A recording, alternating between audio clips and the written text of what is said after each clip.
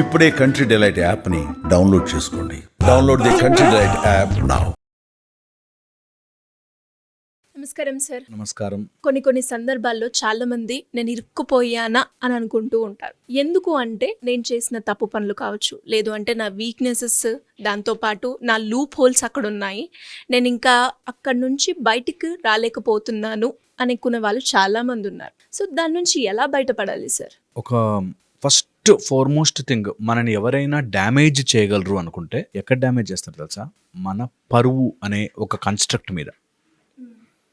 ఎవరైనా సరే మనని ఏదైనా దెబ్బ కొట్టాలి అంటే మెయిన్ అండ్ బాడీకి దెబ్బ కొట్టారనుకో హీల్ అయిపోతుంది. ఓకే, నీకు ఏదైనా ఆస్తిలో నష్టం చేశారంటే హీల్ అయిపోతుంది, వచ్చి మళ్ళీ కొనుక్కోవచ్చు, సంపాదించుకోవచ్చు. బట్ ఎవరైనా నిన్ను డ్యామేజ్ చెయ్యాలి అనుకుంటే నీకంటూ నువ్వు ప్రొజెక్ట్ చేసుకున్న పరువు, ఈ కాన్సెప్ట్ బాగా ఎక్కించుకోవాలి. అంటే లేదు, ఉందని అనుకున్నావు, ఆ అనుకున్న దాన్ని నీ దెబ్బ కొట్టడానికి ఎవడో వస్తాడు. ఒక అమ్మాయి ఫస్ట్ మ్యారేజ్ అయింది, హస్బెండ్ బ్రేకప్ అయిపోయింది, తర్వాత ఇంకొకటితో ప్రేమించిన తర్వాత అతను మొత్తం ఈమెను శాంతం వాడుకుని వీడియోలు తీసి ఆడియోలు తీసి అన్ని ప్రూఫ్లు పెట్టుకుని ఇంకా డబ్బులు తీసుకురా, నేను అందరికీ చూపించేస్తాను, అందరికీ పబ్లిష్ చేస్తాను, ఒక్క క్లిక్ కొట్టానంటే ఇంటర్నెట్ మొత్తం వైరల్ అయిపోతుంది అని బెదిరిస్తున్నాడు. వాడు ఎంత కర్కోటకుడు అంటే వీడియో కాల్ చేసి నువ్వు ఇప్పుడు కొట్టుకో, నువ్వు చెంపదెబ్బలు వేసుకో, లేకపోతే వీడియోలు వైరల్ చేస్తా అంటే, అమ్మో నేను మా అమ్మ నాన్న వాళ్ళు నన్ను చాలా నమ్మారే, నేను ఇలాంటి పని చేశానంటే మా నాన్న బతకడు, నా పరువు పోతుంది, మా అమ్మ ఇలా చేసేస్తుంది, నన్ను అందరూ చుట్టాలు వాళ్ళందరూ అనుకుంటారు అనే ఒక కాన్స్ట్రక్ట్ తయారు చేసుకుని ఆ పరువు అనే దానికోసం తన జీవితం మొత్తం వాడికి చాకరీ చేస్తూ 8 ఏళ్ళు గడిపింది. 8 years. ఎలా అంటే వాడికి మధ్యరాత్రి పడుకున్నావేంటి, అప్పుడే లేచి కూర్చో, అక్కడి నుంచి నడు, ఇంకా వాళ్ళు చెప్పిందల్లా చేయడం, లేకపోతే పంపించేస్తా, వైరల్ చేసేస్తా అన్నట్టుగా బెదిరించిన అన్నమాట. మన లూప్ హోల్స్ ఇది ఎక్స్ట్రీమ్ చెప్తున్నా. ఇంట్లో కూడా చిన్న విషయాలకి పరువు పోతుందిలే అన్నట్టుగా మనని ఆడించే వాళ్ళు మన జీవితంలోకి వస్తారు. ఫస్ట్ ఇందులో అర్థం చేసుకోవాల్సింది, ఆ పరువు అనేది ఒక కన్స్ట్రక్షన్, మన మైండ్లో జరుగుతున్న కన్స్ట్రక్షన్. అది అంటే పోతుంది, ఏం లేదు అక్కడ. Okay, number 1. Second, very very important, చాలా ముఖ్యమైనది, నువ్వు ఎన్ని రోజులైతే అలా భయపడుతూ ఉంటావో ఆ భయమే వాళ్ళకి ఆయుధం. నా లూప్ హోల్స్ వాడి దగ్గర ఉన్నాయి అనగానే బస్ వాళ్ళకి అది ఆయుధం, మన ఎట్టంటే అటు ఆడిస్తారు. సో ముందు వెంటనే దిగాల్సింది ఏంటంటే, ఓకే నేను భయపడను, ఫస్ట్ థింగ్ ఏదైనా కానీ చూసుకుందాం అనే ధైర్యం రాగానే వాళ్ళు వెనకంజ వేస్తారు. Okay, and third, the most important point, ఇలా ఉన్నప్పుడు సపోర్ట్ తీసుకోవడం చాలా ముఖ్యం. నువ్వు ఎవరైతే నిన్ను తెలుసుకుంటే పరువు పోతుంది అంటున్నారో వాళ్ళు నాకు కష్టం వచ్చింది అని చెప్పుకున్నప్పుడు వాళ్ళు నీతో లేకపోతే వాళ్ళ ముందు పరువు పోయినా పర్లే కదా. అమ్మా నాన్నకే చెప్పుకోలేకుండా దాచిపెట్టుకుంటారు వీళ్ళు ఆ లూప్ హోల్స్ని. అమ్మో నేను ఒక అబ్బాయికి ఫ్రెండ్ ఎవరో సిగరెట్ ఇట్లా ఇచ్చి, చిన్నపిల్లడు వాడు, ఇంకా ఇంటర్మీడియట్ కూడా, సిగరెట్ ఇచ్చి ఇట్లా పెట్టాక ఫోటో, ఆ ఫోటో వాళ్ళకి నాన్నకు చూపిస్తారని బెదిరించి ఇంట్లో దొంగతనాలు చేయించాడు. మా నాన్నకు తెలిస్తే చంపేస్తాడని చెప్పి అన్నీ చేశాడు. ఇంకా అన్ని వేస్ట్ పనులన్నీ చేశాడు, అన్ని వేస్ట్ పనులు, జస్ట్ బికాజ్ ఆ ఫోటో చూపిస్తా అన్నాను. సో వెరీ ఇంపార్టెంట్, అలా ప్రాబ్లం ఏదైనా ఫేస్ చేయగానే తప్పు చేసినా సరే ముందు వెళ్ళి తల్లిదండ్రులకి లేకపోతే నీకంటూ సపోర్ట్ ఇచ్చే వాళ్ళకి చెప్పాలి. Yes sir. అండ్ మీరు అన్నట్టుగానే ఎవరో వెళ్ళిపోతారనో లేదంటే ఏదో అయిపోతుందనో వాళ్ళు చెప్పిన పని చేయడం కావచ్చు, అక్కడే ఆగిపోవడం మనం చూస్తూ ఉంటాం. కానీ రియాలిటీ కష్టంగా ఉన్నా కూడా ఆ మూమెంట్ వరకు ఎంత చేదుగా ఉన్నా, రిలేషన్షిప్ బ్రేక్ డౌన్ అయినా, మనకు కావాలి అనుకున్నప్పుడు వాళ్ళు చేసిన బ్యాడ్ పని అయినా కూడా మనం యాక్సెప్ట్ చేస్తాం కదా, కొంచెం కష్టమైనా.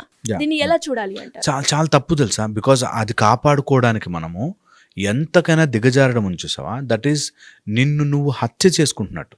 వెరీ రాంగ్, అది ఎప్పుడు చేయకూడదు. అందుకే మనకి ధర్మము అంటారు. నువ్వు ఎవరైనా బ్లాక్మెయిల్ చేస్తున్న వాడిని నువ్వు ఎంటర్టైన్ చేసావు అంటే నువ్వు అధర్మం వైపుకి వెళ్ళిపోయినట్టు.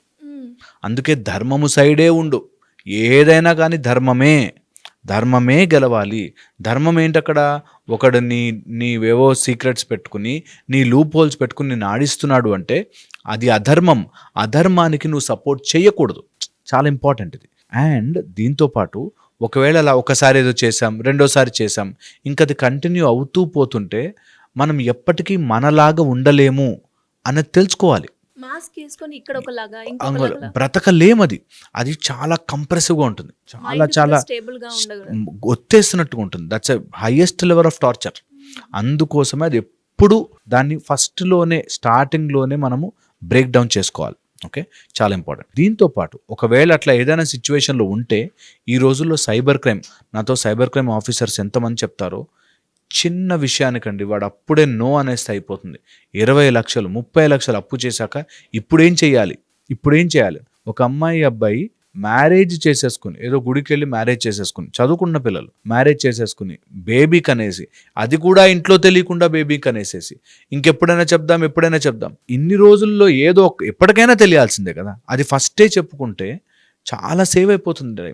మనం ఒక చిన్న భయం వల్ల చాలా పెద్ద ప్రాబ్లమ్స్లోకి ఇరుక్కుంటూ ఉంటాం. ఇది నిజంగా తెలియదు. మరి ఎందుకు సార్ అంటే కొంతమంది రియలైజ్ అయ్యి నేను మిస్టేక్ చేశాను, ఓకే ఇది ఇక్కడతోటి ఆపాలి అనుకొని స్టెప్ తీసుకున్న వాళ్ళని మనం చూస్తుంటాం. కానీ ఇంకొందరు మాత్రం ఇది రాంగ్ అని తెలిసినా ఆ ట్రాప్లోనే వెళ్తారు. కానీ ఇక్కడ నేను రియాలిటీ నిజం మాట్లాడితే ఇక్కడికి పులి స్టాప్ పెట్టొచ్చు కదా అన్న ఆలోచనలో కొందరు ఉండరు. ఎందుకంటారు సార్? అది ఒక మైండ్ స్టేట్ తెలుసా, చాలా ఇంపార్టెంట్ పాయింట్. ఇది చాలా మందికి ఎందుకు అలా చేశానో వాళ్ళకే అర్థం కాదు. That's a state of mind.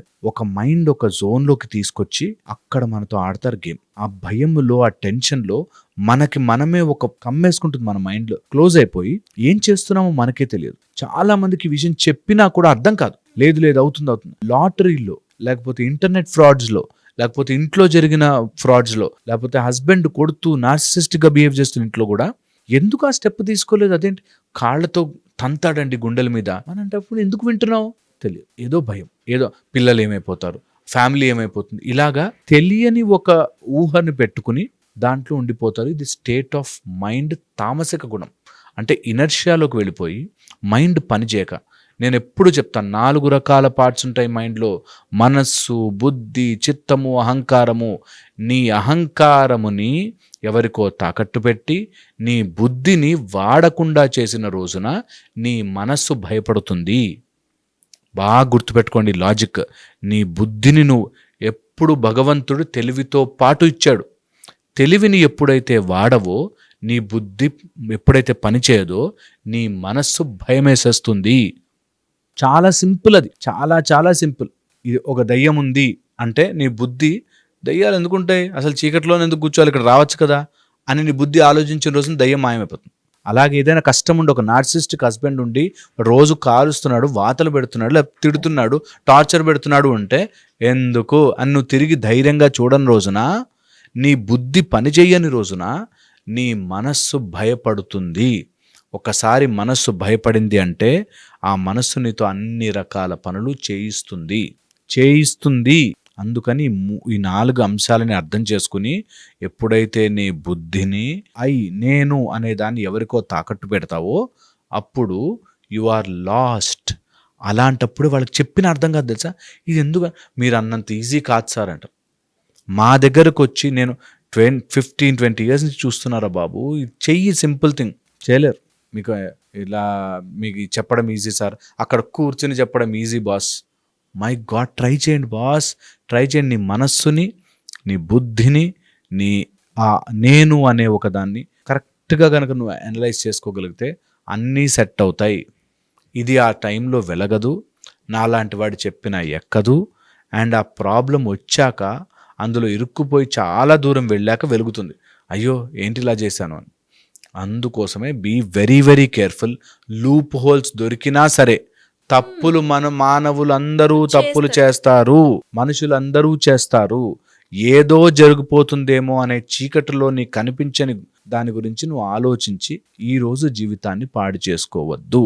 Is the most important point. ఇది అర్థం కావడానికి టైం ఎలా తెలుస్తుంది సార్ అంటే అక్కడే ఆగిపోవడం ఒక పాయింట్ అయితే, దాంతోటే మనము ఫర్దర్ గా కూడా ఎన్నో బ్యాడ్ కాన్సిక్వెన్స్ ని ఎక్స్పీరియన్స్ చేయాల్సి వస్తూ ఉంటుంది. నేను చెప్తా ఈజీ మెథడ్. ఎప్పుడైనా సరే this part of your body, the ventral part of your body అంటారు. అంటే ఈ లోపల సైడ్ ముడుచుకుని ఉన్నప్పుడు ఆర్ కుంచుకుపోయి పారాసింపాథెటిక్ సిస్టమ్ యాక్టివ్ లేనప్పుడు మనము ఆవేశంలో చాలా తప్పులు చేస్తాం. ఇది యాక్టివ్ చేసుకోవాలంటే నేను చెప్పే మెథడ్స్ ఫాలో అవ్వండి. కోల్డ్ వాటర్తో ఫేస్ కడుక్కోండి. ఎప్పుడైనా ఇట్లా దాంట్లో ఉంటే నేను కరెక్ట్ ఆలోచిస్తున్నానా లేదా, కోల్డ్ వాటర్తో ఫేస్ కడుక్కోండి. లేదా ఒక ఐస్ క్యూబ్ తీసుకొని మొహాన్ని అంతా రుద్దుకోండి.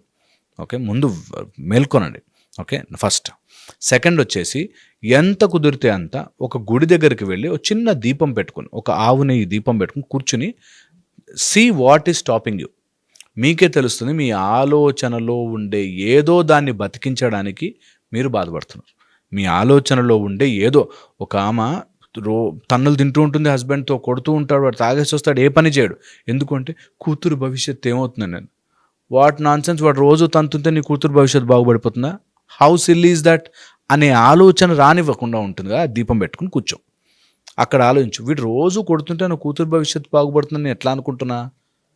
పోనీ కూతురు భవిష్యత్తు బాగుందనుకో, నా 18 ఏళ్ళ 20 ఏళ్ళ జీవితం తాకట్టు పెట్టే కూతురు భవిష్యత్తు ఏంటి అని ఆలోచించుకోవడం వస్తుంది గుడి దగ్గర కూర్చుంటే. అండ్ హనుమంతుల వారిని పట్టుకోండి, భద్రాంజనేయ స్వరూపాన్ని పట్టుకోండి, మిమ్మల్ని భద్రంగా కాపాడి బయటకు తీసుకొస్తాడు. భద్రాంజనేయ ఉపాసన చేయండి, బయటకు వస్తారు. Thank you sir. Hope that. Thank you so much.